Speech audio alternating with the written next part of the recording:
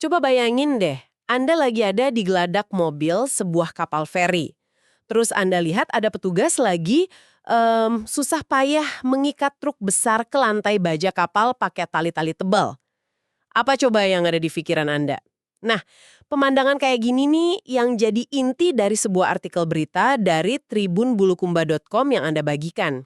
Ini tentang inspeksi keselamatan di Pelabuhan Bira di Sulawesi Selatan beberapa hari lalu. Kita coba bedah yuk. Kenapa momen kecil ini justru jadi hal yang paling penting? Betul, betul. Ini bukan cuma cerita soal inspeksi rutin biasa ya. Ini tentang gimana konsep abstrak keselamatan itu punya wujud yang, ya wujud nyata. Apalagi ini kan kejadiannya jelang libur Natal sama Tahun Baru. Momen-momen di mana pelabuhan itu pasti, wah, super padat. Jadi, mari kita lihat deh apa yang sebetulnya terjadi di sana. Oke, jadi konteksnya itu unit penyelenggara pelabuhan UPP kelas 2 Bulukumba mereka turun langsung ngecek kapal feri. Dan ini kayaknya bukan sekedar formalitas ya, karena yang mimpin itu langsung kepala UPP-nya, Sheikh Idrus. Tapi ya, yang bikin saya penasaran, di artikel itu kan disebut bukan cuma dia yang datang kan, ada dari KP3, ASDP, bahkan ada anggota TNI Angkatan Laut juga yang mantau. Kenapa ya? Kenapa semua pemain besar ini harus turun tangan bareng-bareng gitu? Nah, ini dia poin kuncinya. Kehadiran mereka semua itu sebuah sinyal yang kuat. Ini nunjukin kalau inspeksi ini bukan cuma centang-centang daftar periksa doang. Ini itu istilahnya operasi terkoordinasi yang statusnya prioritas tinggi. Misalnya, kehadiran TNI AL itu menandakan ada aspek keamanan nasional yang juga ikut diperhatikan. Bukan cuma, keselamatan teknis. Intinya, pemerintah mau bilang ke semua orang, kami sangat serius soal ini. Masuk akal, masuk akal. Dan keseriusan itu kelihatan banget dari apa yang mereka perhatikan di lapangan ya.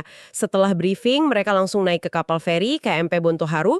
Disinilah kita balik lagi ke adegan petugas yang lagi ngiket truk tadi. Kepala UPP-nya ngeliat langsung proses itu. Saya jadi mikir ya, apakah ini emang prosedur standar yang selalu dilakuin, atau ini semacam inisiatif ekstra karena tahu cuaca bakal buruk? Ini seharusnya prosedur standar.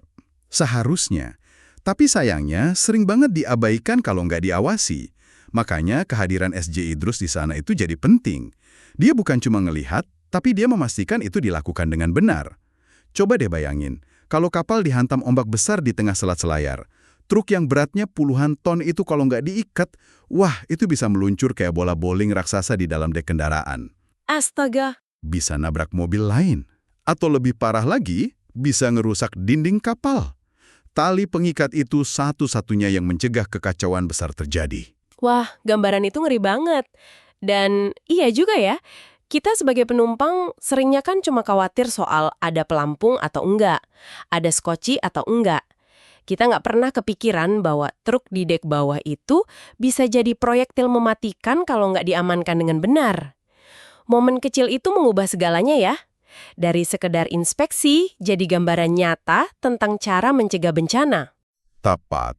Tepat sekali. Dan kalau kita tarik lebih jauh lagi nih, inilah contoh sempurna dari apa yang disebut budaya keselamatan. Atau safety culture yang hidup. Jadi, aturan itu bukan cuma teks di buku panduan yang tebal dan berdebu, tapi jadi tindakan nyata yang dipraktekkan dan diawasi langsung oleh pimpinan tertinggi. Satu tindakan mengikat truk itu adalah bukti bahwa sistemnya berjalan. Dari level kebijakan di kantor, sampai ke petugas di lapangan yang, ya basah kuyup.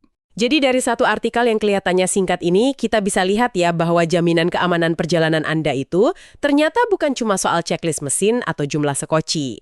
Ini soal budaya kerja. Budaya yang memastikan setiap detail, sekecil apapun dikerjakan dengan benar karena semua paham risikonya. Betul. Dan ini menyisakan satu pemikiran menarik buat Anda. Artikel ini kan menyoroti pengamanan kendaraan sebagai respon terhadap cuaca ekstrim. Nah, ini bikin kita bertanya, prosedur keselamatan tak kasat mata apa lagi ya yang sebenarnya jadi standar dalam perjalanan laut? Di luar hal-hal yang jelas kita lihat, lapisan-lapisan keamanan apa saja yang mungkin nggak pernah kita sadari sebagai penumpang, tapi sangat-sangat vital untuk kelancaran dan keselamatan perjalanan kita semua. Hari ini kami bekerja sama dengan unsur TNI, Polri, ASDP, UPTD Provinsi, Kesehatan Pelabuhan, dan BPTD. itu hari ini pembukaan posko Natal dan Tahun Baru 2025-2026. Kegiatan kita hari ini adalah untuk pengecekan kapal, bagaimana kondisi kapal dalam dalam melakukan kegiatan pemberangkatan menuju ke Selayar, Pamatata. Kondisi di kapal saya lihat kondisinya layak untuk diberangkatkan, dan mobil-mobil tadi kita sudah melakukan pengecekan. Mobil itu dilasing kiri kanan, jadi semua kendaraan yang ada di kapal ini semua akan dilasing, dan kapasitas penumpang kapal ini itu kurang lebih 240 dan muatan kendaraan sekitar 18 unit. Untuk safety Kelautan kapal ini 1 bulan yang lalu kita sudah melakukan ramcek, terdiri dari Marine Inspektur, Kantor Sabandar Bulukumba, dan semua kapal yang beroperasi untuk angkutan Natal dan Tahun Baru. Kita memastikan dalam hasil ramcek itu semua dalam layak untuk dipakai menggunakan pengangkutan penumpang dalam rangka Natal dan Tahun Baru 2025-2026. termasuk ketersediaan life jacket Pak ya? Semua dalam hasil ramcek kami tidak menemukan kekurangan daripada kapal tersebut, baik dari konstruksi, mesin, kelistrikan, dan SDM-nya semua terpenuhi kelautan kapalnya. Harapannya Pak? Harapan kami yaitu menggunakan kapal laut penyeberangan feri dengan nyaman, aman, selamat sampai di tujuan. Bagaimana prediksi penumpang Pak? Prediksi penumpang perkiraan kami itu di tanggal 21-22 itu puncak daripada mudik Natal dan Tahun Baru, karena ini bertepatan dengan hari libur anak sekolah.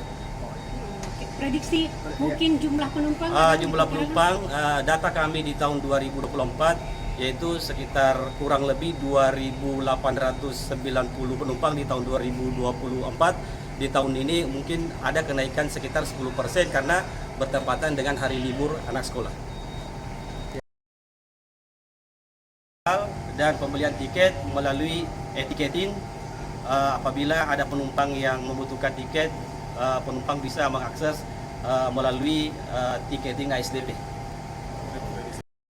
Dalam bulan 12 itu terkadang cuaca itu agak ekstrim, jadi kita selalu memantau baik dari BMKG ataupun visual. Apabila terjadi perubahan cuaca, maka pemberangkatan kapal itu kami tunda. Untuk ketersediaan kapal sendiri? Menyiapkan armada dalam arus mudik angkutan Natal dan Tahun Baru 2025-2026 ini, ada sekitar 5 kapal yang standby untuk perayaan Hari Raya Natal dan Tahun Baru ini. Ya, rutenya di mana saja Pak? Di pulau mana saja? Rutenya kapal Balibo ini sendiri yaitu melayani Tanjung Bira, Pamatata, besoknya dia kembali ke Bira. Untuk tarif